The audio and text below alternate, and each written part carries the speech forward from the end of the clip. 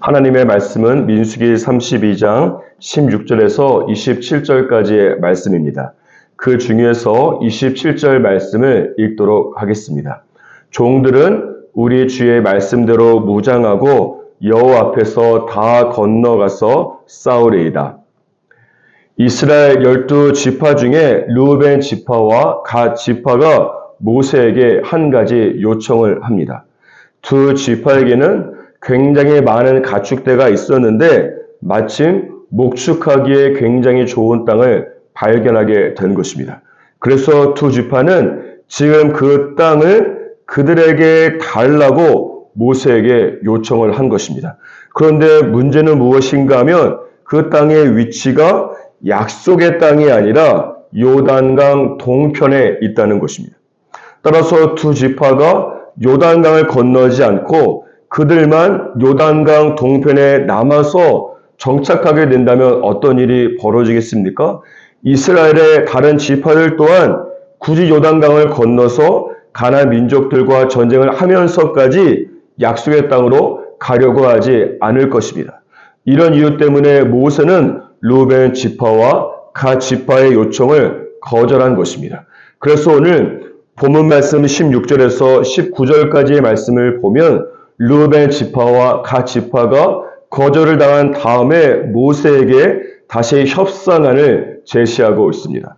그것은 무엇인가 하면 두 지파의 어린아이들과 아내 그리고 가축은 요단 동편에 남겨두고 전쟁에 나갈 수 있는 두 지파의 모든 남자들은 선봉에 서서 요단강을 건너서 싸우겠다는 것입니다. 그리고 요단 동편 두 지파의 남자들은 다른 이스라엘 자손이 가나안 땅에 들어가서 기업을 받기까지 요단강 동편으로 돌아오지 않을 것이고 그들은 요단 서쪽 가나안 땅에서는 아무런 땅도 아무런 기업도 받지 않을 것이라고 제안을 하고 있습니다.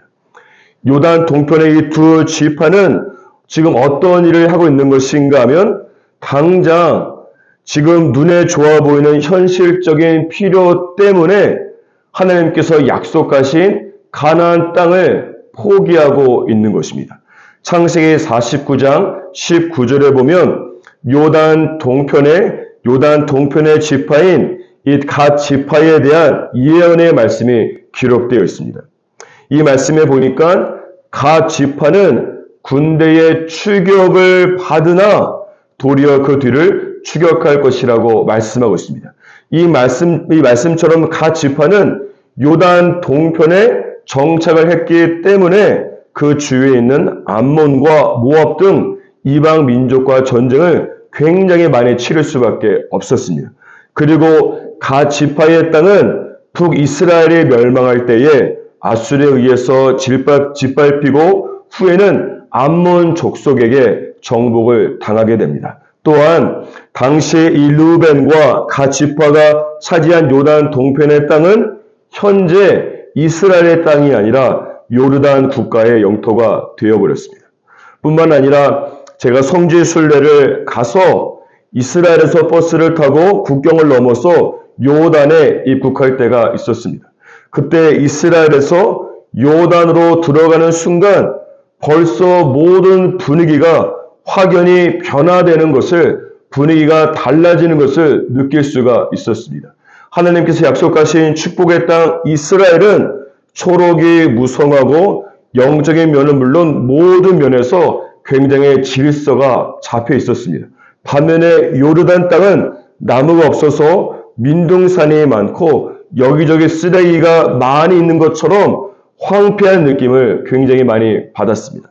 이것은 단순히 한 나라가 잘 살고 못 살고의 차원이 아니라 하나님께서 말씀하시고 약속하신 땅인가에 따른 차이가 되는 것입니다. 따라서 믿음의 걸음을 걸어갈 때에 하나님께서 나에게 약속하신 땅이 있음에도 불구하고 절대로 당장 눈에 보이는 좋은 것 때문에 하나님께서 주기 원하시는 최고의 것을 포기해서는 안 됩니다. 하나님께서 나에게 약속하신 것은 시간이 걸리게 되고 미래에 성취될지 확실하지 않기 때문에 지금 당장 상대적으로 쉽게 손에 넣을 수 있고 확실하게 보이는 것을 잡으려고 해서는 안 됩니다. 르우벤 지파와 갓 지파가 정착하려고 하는 요단 동편 땅에 대해서 민수기 32장 1절을 보면 그곳은 목축하기에 좋은 땅이라고 기록되어 있습니다. 그런데 이 구절을 자세히 보면 목축하기에 좋은 땅이라고, 목축하기에 적합한 땅이라고 판단하고 있는 그 주체 문장의 주어가 누구입니까? 그것은 하나님이 아니라 르우벤 지파와 갓 지파가 주어로 되어 있습니다. 따라서 이 두 지파는 내가 생각하기에 목축에 좋은 땅을 선택하고 있는 것입니다. 이것은 창세기 3장에서 아담과 하와가 선악과를 따먹은 이유와 동일합니다. 창세기 3장 6절에 보면 하나님이 아니라 여자가 볼 때, 여자가 주체가 되어서 여자가 바라볼 때에 선악과가 먹기에 좋고 지혜롭게 할 만큼 좋았다고 말씀하고 있기 때문입니다. 따라서 르우벤과 갓 지파는 사실 영적인 관점에서 본다면 하나님께서 보시기에 좋은 최고의 것을 포기하고 인간이 보기에 좋은 괜찮은 것을 선택하고 있는 것입니다. 이것은 마치 창세기 25장에 보면 에서가 지금 당장 자신의 배고픔을 해결하기 위해서 팥죽 한 그릇의 장자권을 포기한 것과 같습니다.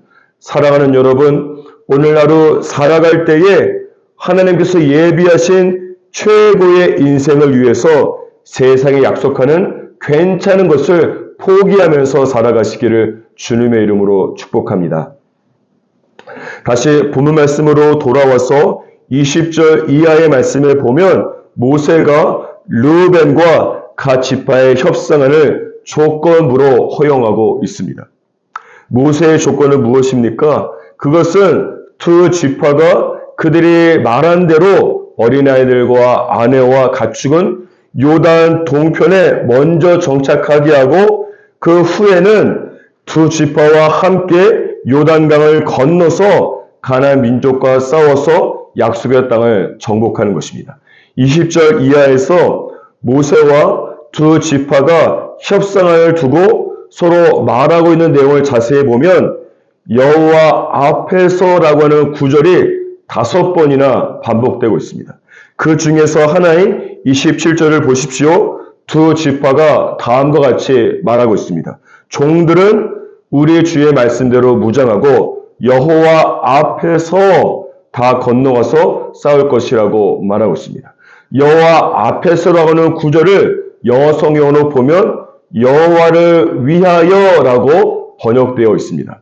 따라서 모세는 두 지파가 무엇보다 여호와를 위해서 싸울 것을 강조하고 있는 것입니다. 왜 그렇습니까? 생각해 보십시오. 르우벤과 갓 지파 입장에서는 요단 동편에 목축할 땅을 이미 얻고 가족들을 정착시키게 됩니다. 그렇다면 두 지파로서는 다른 지파들과 함께 요단강을 건너서 가나안 땅에 들어가지만 굳이 전쟁할 때 목숨을 걸면서까지 치열하게 싸울 필요는 없게 되지 않겠습니까? 어떻게 보면 두 지파 사람들은 가나안 정복 전쟁에서 어떻게 해서든지 살아남아서 요단 동편에 남겨놓은 가족들의 품으로 돌아가는 것이 그들의 급선무가 될 것입니다. 이런 이유 때문에 모세는 두 지파에게 무엇보다도 하나님을 위해서 싸우라고 말씀하고 있는 것입니다. 마태복음 6장 33절에 보면 너희는 먼저 그의 나라와 그의 의를 구하라. 그리하면 이 모든 것을 너희에게 거하시리라고 말씀하고 있습니다. 따라서 모세는 지금 두 지파에게 믿음의 도전을 하고 있는 것입니다. 두 지파가 먼저 하나님을 위해서 여호와를 위해서 가나안 정복 전쟁에서 목숨 걸고 싸우면 하나님께서 두 지파를 위해서 요단 동편에서 목숨 걸고 싸워 주실 것을 말씀하는 것입니다.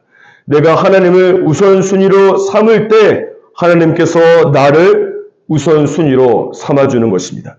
오늘 본문 말씀에 기록된 것처럼 르우벤 지파와 갓 지파는 그들의 땅과 가족들을 뒤로하고 다른 지파들과 함께 하나님을 위해서 가나안 정복 전쟁에 참여하기로 결정하고 있습니다. 이것이 바로 하나님을 위한 헌신이요 여호와를 위한 헌신이라고 말할 수 있습니다. 그런데 사랑하는 여러분, 이 헌신이라고 하는 것은 늘 몸으로 하는 것입니다. 그래서 헌신에서 신자가 몸, 신자를 말씀하는 것이. 하지만 어떤 경우는 헌신을 몸으로 하지 않고 마음으로만, 말로만 헌신을 하는 사람들이 있습니다. 이렇게 되면 요단강을 건너지 않고 요단 동편에서 마음으로만 가나안 족속과 싸우려고 하는 것과 같은 것이요. 이것은 몸으로 하나님을 위해서 살아가는 헌신이 아니라 말로만, 마음으로만 하나님을 위해서 살아가는 헌심에 불과하게 되는 것입니다. 마음으로만 하는 헌신은 헌신, 즉 헌신발처럼 하나님 나라에서는 아무런 소용이 없는 것입니다. 오늘 두 지파가 몸으로 요단강을 건너서 가나안 족속과 목숨 걸고 싸우기로 한 것을 기억해야 합니다. 여러분은 어떻습니까? 하나님을 위해서, 하나님의 나라를 위해서 헌신해야 될 부분은 무엇이 있습니까? 오늘 이 시간 내가 하나님을 위해서 나의 몸으로 헌신하기로 결정할 때 하나님께서 나를 위해서 헌신해주는 놀라운 영광과 기적을 여러분만의 요단 동편에서 경험하시기를 주님의 이름으로 축복합니다.